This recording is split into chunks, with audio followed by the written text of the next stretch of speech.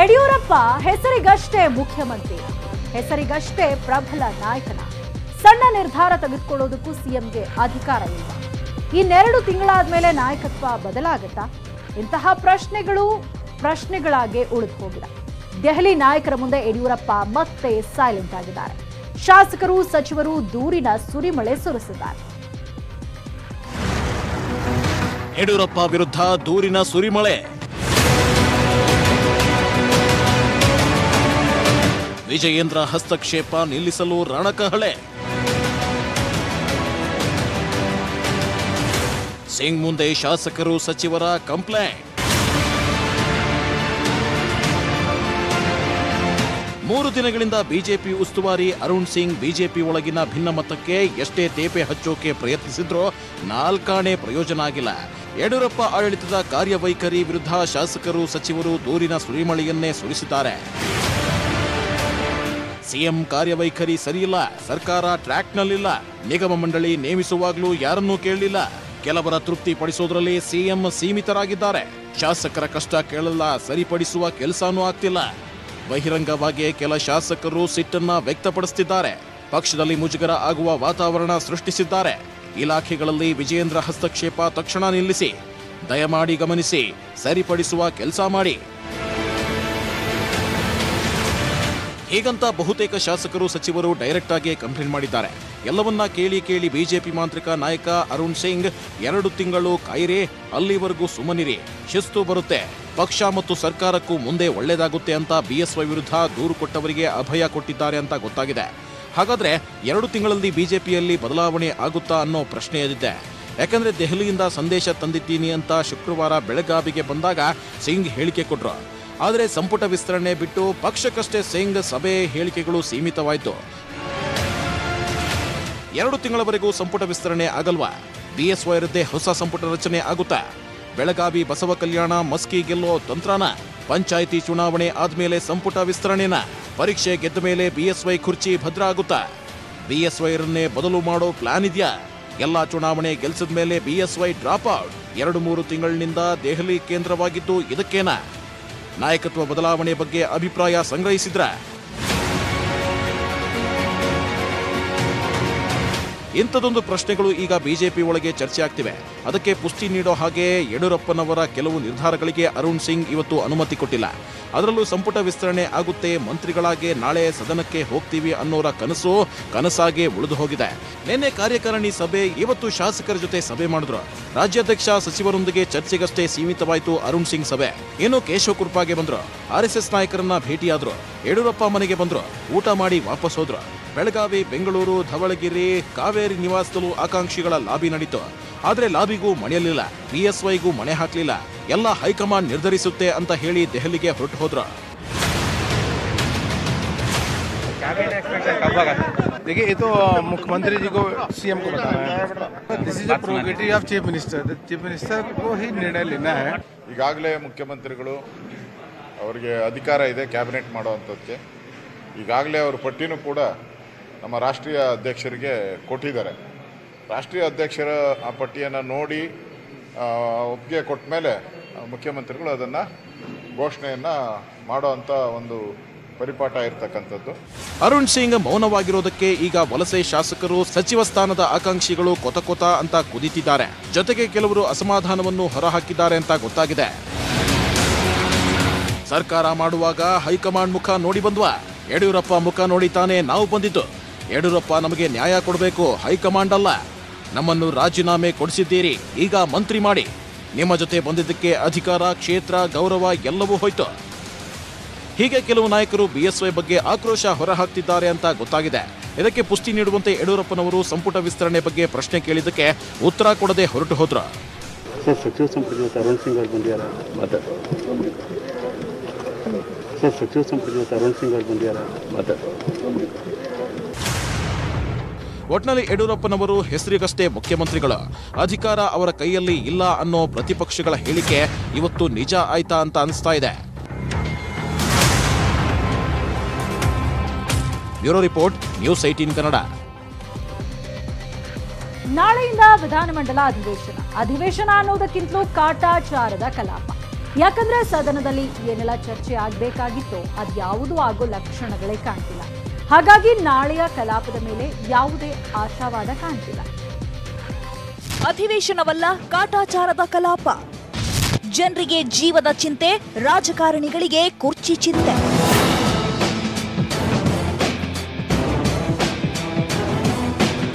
CM ಬದಲಾವಣೆ, ಸಚಿವ ಸಂಪುಟ ಕಗ್ಗಂಟು, ಕೊರೋನಾ ಕಂಟಕದ ನಡುವೆಯೇ ಚಳಿಗಾಲದ ಅಧಿವೇಶನ ಶುರುವಾಗ್ತಿದೆ. ಸಾಮಾನ್ಯವಾಗಿ ಚಳಿಗಾಲದ ಅಧಿವೇಶನ ಬೆಳಗಾವಿಯ ಸುವರ್ಣಸೌಧದಲ್ಲಿ ನಡೀತಿತ್ತು. ಕೊರೋನಾದಿಂದಾಗಿ ಈ ಬಾರಿ ಬೆಂಗಳೂರಲ್ಲೇ ನಡೆಸಲಾಗ್ತಿದೆ. ಗೋಹತ್ಯೆ ನಿಷೇಧ ವಿಧೇಯಕಕ್ಕೆ ಮರುಜೀವ, ಲವ್ ಜಿಹಾದ್ಗೂ ಬೀಳುತ್ತಾ ಬ್ರೇಕ್. ರಾಷ್ಟ್ರವ್ಯಾಪಿ ಚರ್ಚೆಯಾಗ್ತಿರೋ ಗೋಹತ್ಯೆ ವಿಧೇಯಕವನ್ನು ಇದೇ ಅಧಿವೇಶನದಲ್ಲಿ ಮಂಡನೆ ಮಾಡೋ ಸಾಧ್ಯತೆಗಳಿವೆ. ಅಷ್ಟೇ ಅಲ್ಲ, ಲವ್ ಜಿಹಾದ್ ಕಾನೂನು ಜಾರಿಗೂ ಅಧಿವೇಶನದಲ್ಲಿ ಚರ್ಚೆ ನಡೆಸೋ ಸಾಧ್ಯತೆಗಳಿವೆ.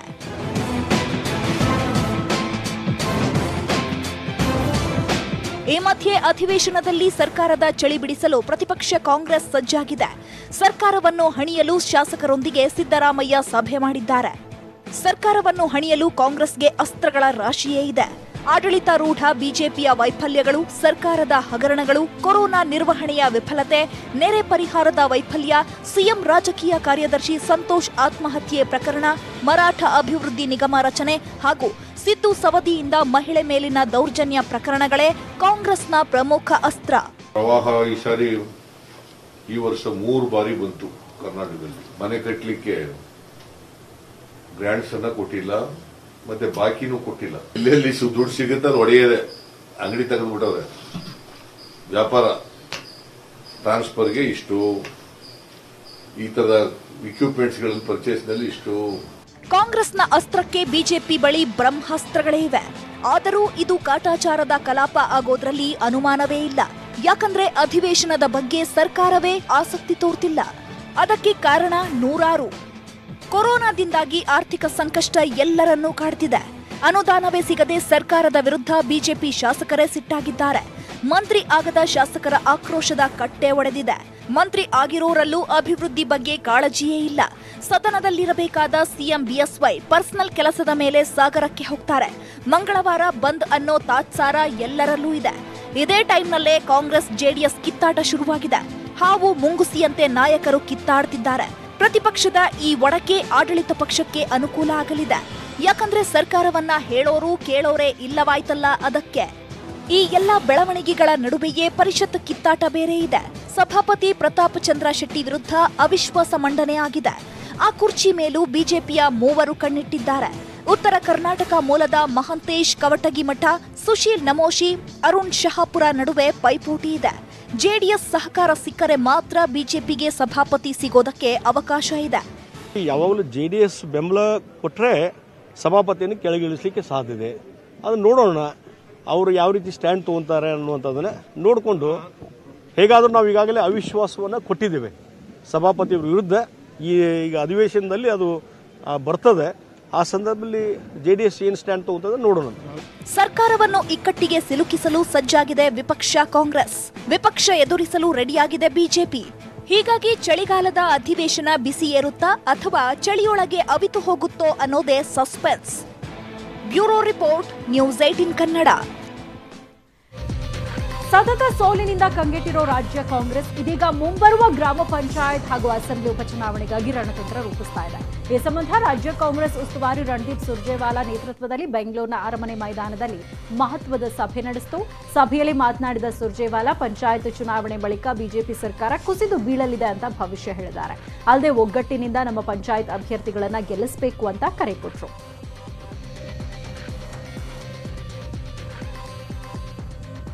ಕರ್ನಾಟಕ ಬಂದ್ ತಲೆನೋವು ಕಮ್ಮಿ ಆಯ್ತು ಅನ್ನುವಾಗಲೇ ಭಾರತ್ ಬಂದ್ ಬಿಸಿ ಹೆಚ್ಚಾಗ್ತಾ ಇದೆ. ಮಂಗಳವಾರ ಇಡೀ ಭಾರತವೇ ಬಂದ್ ಅಂತ ಅನ್ನದಾತರು ಕಹಳೆ ಮೊಳಗಿಸಿದ್ದಾರೆ. ಕರ್ನಾಟಕದಲ್ಲೂ ಮಂಗಳವಾರ ಬಂದ್ ಇರಲಿದೆ. ರೈತರ ಆಕ್ರೋಶಕ್ಕೆ ಕಾರಣ ಆಗಿರೋ ಆ ಕೃಷಿ ಮಸೂದೆಯಲ್ಲೇನಿದೆ, ಯಾಕೆ ಇಡೀ ದೇಶವೇ ಬಂದ್ ಆಗ್ತಾ ಇದೆ ಅನ್ನೋ ಅಂಶಗಳನ್ನ ನಾವು ತೋರಿಸ್ತೀವಿ ನೋಡಿ.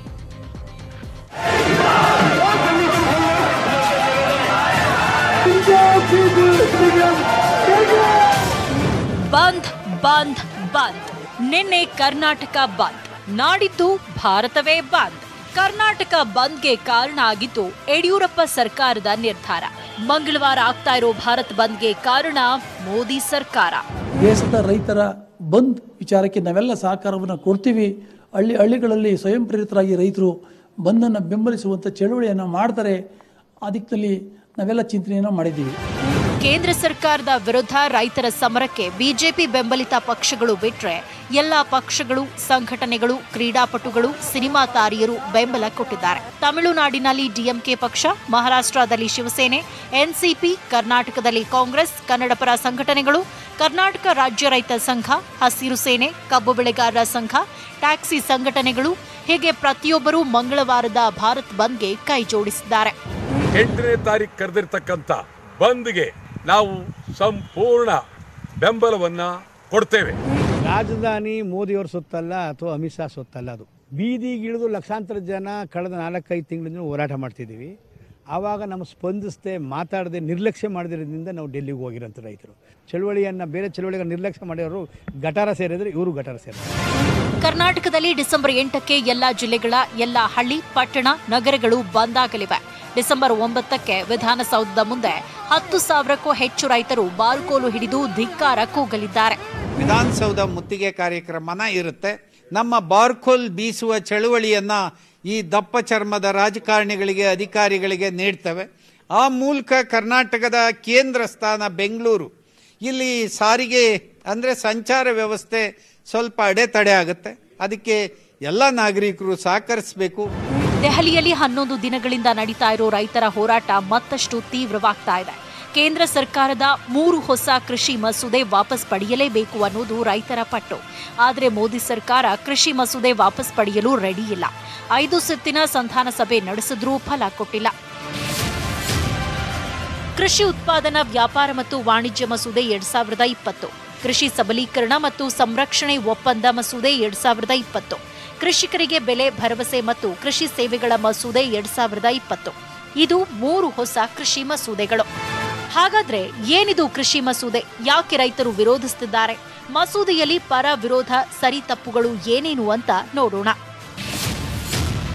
ಎಪಿಎಂಸಿ ಒಳಗೂ ಹೊರಗೂ ಬೆಳೆಯನ್ನ ಮುಕ್ತವಾಗಿ ಮಾರಾಟ ಮಾಡಬಹುದು ಅಂತ ಕೇಂದ್ರ ಸರ್ಕಾರ ಹೇಳ್ತಿದೆ. ಆದರೆ ಭವಿಷ್ಯದಲ್ಲಿ ಮಂಡಿ ಎಪಿಎಂಸಿ ವ್ಯವಸ್ಥೆಯೇ ಹಾಳಾಗುತ್ತೆ ಅನ್ನೋದು ರೈತರ ವಾದ. ಎಪಿಎಂಸಿ ಹೊರಗೂ ಮುಕ್ತ ಮಾರುಕಟ್ಟೆ ಇರುತ್ತೆ ಅಂತ ಕೇಂದ್ರ ಹೇಳ್ತಿದ್ರೆ ಹೆಚ್ಚು ದಿನ ಬೆಳೆ ಸಂಗ್ರಹ ಕಷ್ಟವಾಗುತ್ತೆ.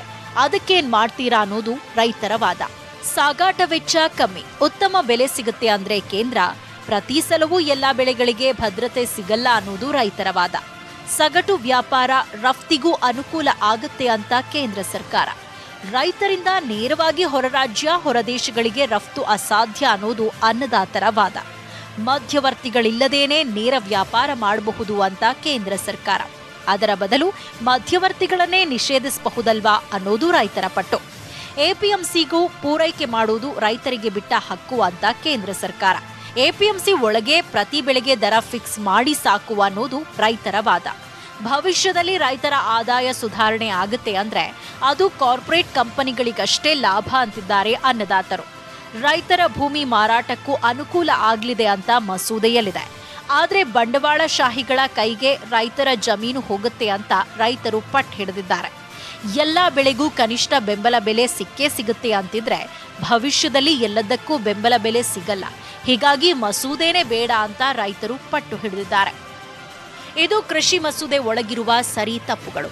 ಬೇಕಿದ್ರೆ ಮಸೂದೆಗೆ ತಿದ್ದುಪಡಿ ಮಾಡ್ತೀವಿ, ಆದರೆ ಮಸೂದೆಯನ್ನೇ ರದ್ದು ಮಾಡಲು ಸಾಧ್ಯವಿಲ್ಲ ಅಂತ ಕೇಂದ್ರ ಸರ್ಕಾರ ಪಟ್ಟು ಹಿಡಿದಿದೆ. ಅಷ್ಟೇ ಅಲ್ಲ, ರೈತರ ಪ್ರತಿಭಟನೆ ಹಿಂದೆ ಬಿಜೆಪಿ ವಿರೋಧಿ ಪಕ್ಷಗಳ ಬೆಂಬಲ ಇದೆ. ರೈತರನ್ನ ದಾರಿ ತಪ್ಪಿಸಿ ಪ್ರತಿಭಟನೆಗೆ ಪ್ರಚೋದನೆ ಕೊಡ್ತಿದ್ದಾರೆ ಅಂತಾನೂ ಕೇಂದ್ರ ಸಚಿವರು ನೇರವಾಗಿ ಆರೋಪಿಸುತ್ತಿದ್ದಾರೆ. ಎಂಎಸ್ಪಿ ಇತ್ಯಾದಿಗಳ ಬಗ್ಗೆ ಭಾರತ ಸರ್ಕಾರ, ಮೋದಿ ಸರ್ಕಾರ ಬಹಳ ಮುಕ್ತವಾಗಿದೆ. ನಾವು ಸ್ಪಷ್ಟ ಭರವಸೆಯನ್ನು ಲೋಕಸಭೆಯಲ್ಲಿ ಕೊಟ್ಟಿದ್ದೇವೆ. ಆದ್ದರಿಂದ ಇನ್ನೂ ಅವರ ಏನೇನು ಸಮಸ್ಯೆಗಳಿದೆ ಎಲ್ಲ ಬಗೆಹರಿಸ್ತೀವಿ. ಏನಾದರೂ ಅವ್ರಿಗೆ ಮನಸ್ಸಿನಲ್ಲಿ ಡೌಟ್ ಇದ್ದರೆ ಅದನ್ನು ಬಗೆಹರಿಸ್ತೀವಿ. ಏನಾದರೂ ನಿಜವಾದ ಸಮಸ್ಯೆ ಇದ್ದರೆ ಅದನ್ನು ಬಗೆಹರಿಸ್ತೀವಿ. ಎಲ್ಲ ಸಂಗತಿಯನ್ನು ನಾವು ಹೇಳಿದ್ದೇವೆ. 9ನೇ ತಾರೀಕು ಮಾತುಕತೆ ಇದೆ. ನಾನು ವಿನಂತಿ ಮಾಡ್ತೇನೆ, ದಯವಿಟ್ಟು ಬಂದು ಇತ್ಯಾದಿ ಕ್ರಮಗಳಿಗೆ ಹೋಗಬೇಡ್ರಿ. ಭಾರತ ಸರ್ಕಾರ ರೈತರ, ಬಡವರ, ಕೃಷಿ ಕೂಲಿ ಕಾರ್ಮಿಕರ ಪರವಾದ ಸರ್ಕಾರ. ಅನ್ನದಾತರು ಹೇಳೋದೇ ಬೇರೆ. ಕೃಷಿ ಮಸೂದೆ ರೈತರಿಗೆ ಬೇಡ ಅಂದಮೇಲೆ ಜಾರಿ ಯಾಕೆ ಮಾಡ್ತೀರಾ? ಪದೇ ಪದೇ ಕಾಂಗ್ರೆಸ್ ಪಕ್ಷ ವಿರೋಧ ಪಕ್ಷಗಳ ಕೈವಾಡ ಅಂತ ಹೇಳಿ ರಾಜಕೀಯ ಯಾಕೆ ಮಾಡ್ತೀರಾ? ಪ್ರತಿಭಟನೆಗೆ ಅವಕಾಶ ಕೊಡದೆ ರೈತರ ಮೇಲೆ ಲಾಠಿ ಚಾರ್ಜ್ ಮಾಡಿದ್ದು ಬಂಧಿಸಿದ್ದು ಸರಿನಾ? ರೈತರನ್ನ ಕೆಲವು ಬಿಜೆಪಿ ನಾಯಕರು ಉಗ್ರರಿಗೆ ಹೋಲಿಸಿದ್ಯಾಕೆ? ಮಸೂದೆಯನ್ನ ರೈತರೇ ಬೇಡ ಅಂತಿರುವಾಗ ಜಾರಿ ಯಾಕೆ ಮಾಡ್ತೀರಾ? ಮಸೂದೆ ವಾಪಸ್ ಪಡೆಯುವವರೆಗೂ ಹೋರಾಟ ನಿಲ್ಲಲ್ಲ. ಮಂಗಳವಾರ ಭಾರತ್ ಬಂದ್ ಖಚಿತ ಅನ್ನೋದು ರೈತರ ಒಕ್ಕೋರಲ ವಾದ. ಒಟ್ನಲ್ಲಿ ಮತ್ತೊಂದು ಬಂದ್ಗೆ ಜನ ರೆಡಿಯಾಗಿ ಅಷ್ಟೇ. Bureau report, news 18 Kannada. ಅಗ್ರರಾಷ್ಟ್ರೀಯ ವಾರ್ತೆ ಮುಂದುವರಿಯುತ್ತೆ ಚಿಕ್ಕ ಬ್ರೇಕ್ ಆದ್ಮೇಲೆ.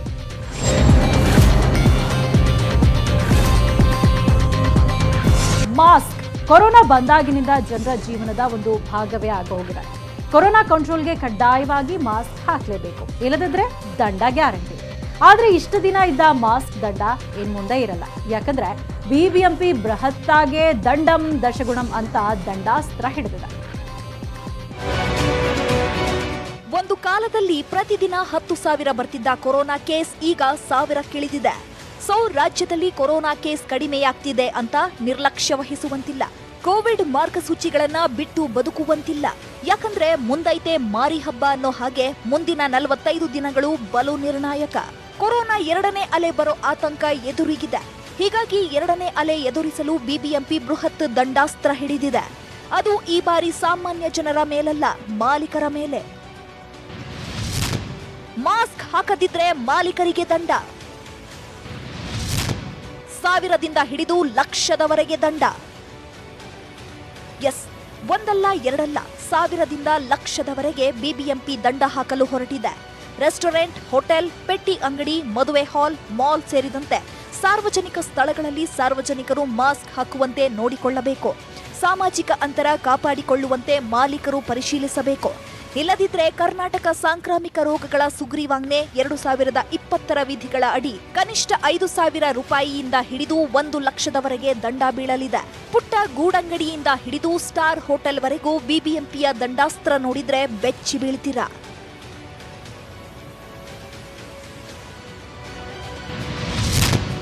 ಸ್ವಸಹಾಯ ಪದ್ಧತಿ hotel, Darshini hotel, road side fast food ಗಾಡಿಗಳು ಮತ್ತು ಸಣ್ಣ ಪುಟ್ಟ ಅಂಗಡಿಗಳಲ್ಲಿ ಸಾರ್ವಜನಿಕರು ಮಾಸ್ಕ್ ಧರಿಸದಿದ್ರೆ ಮಾಲೀಕರಿಗೆ 5,000 ರೂಪಾಯಿ ದಂಡ ಹಾಕಲಾಗುತ್ತೆ. ನಾನ್ ಎಸಿ ರೆಸ್ಟೋರೆಂಟ್ಗಳಲ್ಲಿ ಮಾಸ್ಕ್ ಧರಿಸದೆ ಪ್ರವೇಶಿಸಿದ್ರೆ 25,000 ದಂಡ ಓನರ್ಗೆ ಬೀಳಲಿದೆ.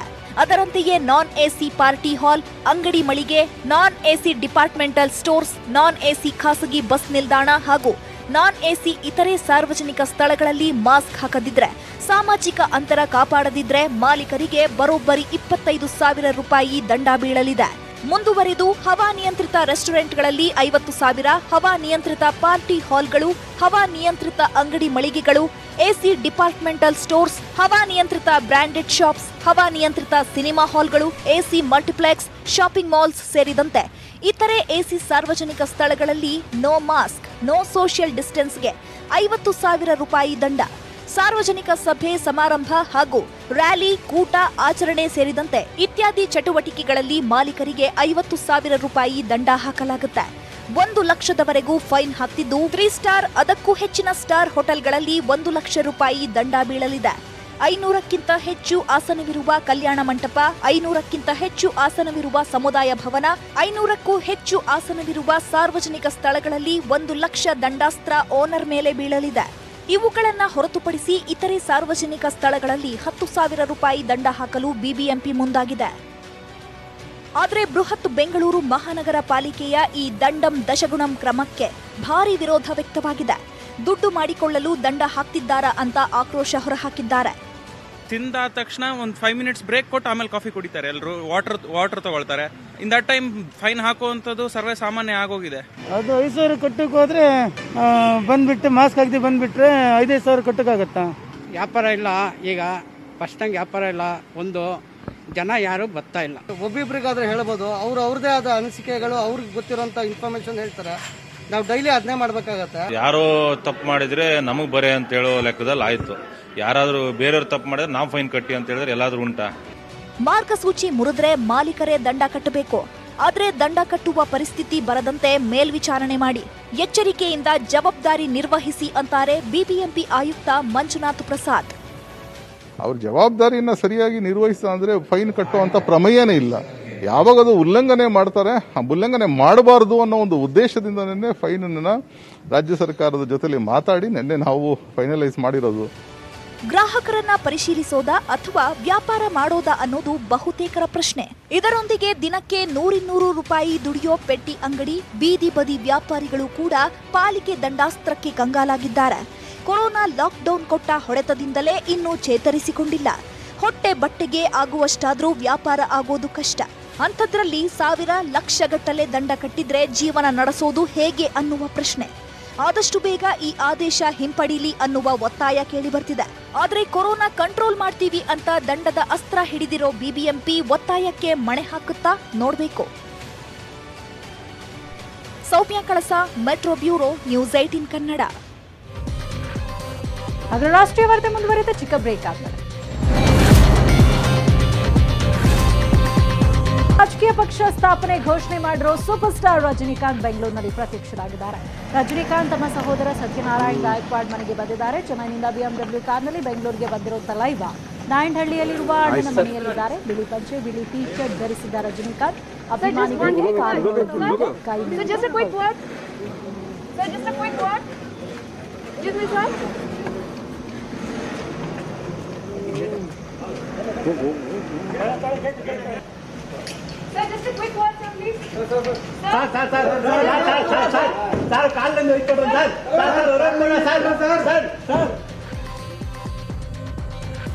ಇದಾಗಿತ್ತು ಇವತ್ತಿನ ಅಗ್ರ ರಾಷ್ಟ್ರೀಯ ವಾರ್ತೆ. ನೋಡ್ತಾರೆ ನ್ಯೂಸ್ 18 ಕನ್ನಡ. ಜಾಲ ನಮ್ಮದು, ಬಲ ನಿಮ್ಮದು.